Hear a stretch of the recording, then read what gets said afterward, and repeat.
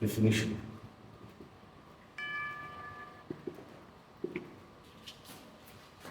A function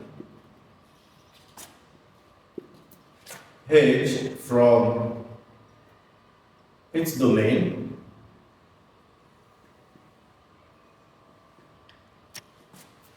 into R is said to be odd if h of minus x is equal to minus h of x. So a function that behaves like this is called an odd function. So for instance, if I define h from R to R by h of x, in fact exactly the example we took before, x raised to power 3, then h is an odd function.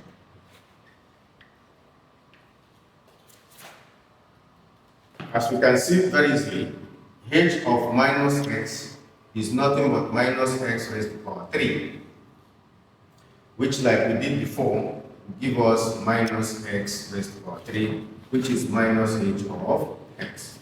And that's the definition. Hence, h is an odd function. So this is an example of an odd function. So today we're continuing our discussion by taking a look at types of functions. And so we start. First, let us look at what we call modulus or absolute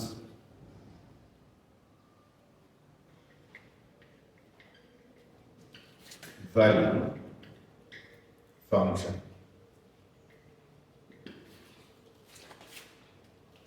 What does this function do? The absolute value function or the modulus function is a function that behaves like this.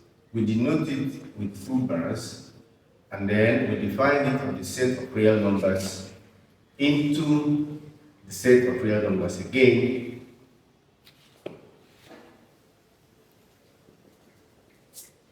So the definition is that for any real number given, when this function acts on it, it will produce the same value x if the x, which is the number, is strictly bigger than 0.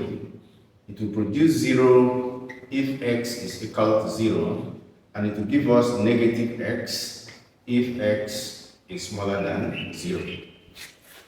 So this is the absolute value function. And then from this definition, we see one unique feature about this function. One is that the domain of the absolute value function is the whole of R. So it can act on any real number. That's first property. The second property is that for any real number given, the absolute value or the modulus of that real number is always bigger than or equal to 0. This follows directly from this definition, because if x is a real number that is bigger than 0, this definition says its absolute value is itself. If x is 0, this definition says its absolute value is 0. And if x is less than 0, this definition says the absolute value of x is negative x. And of course, the negative of a negative number is a positive number.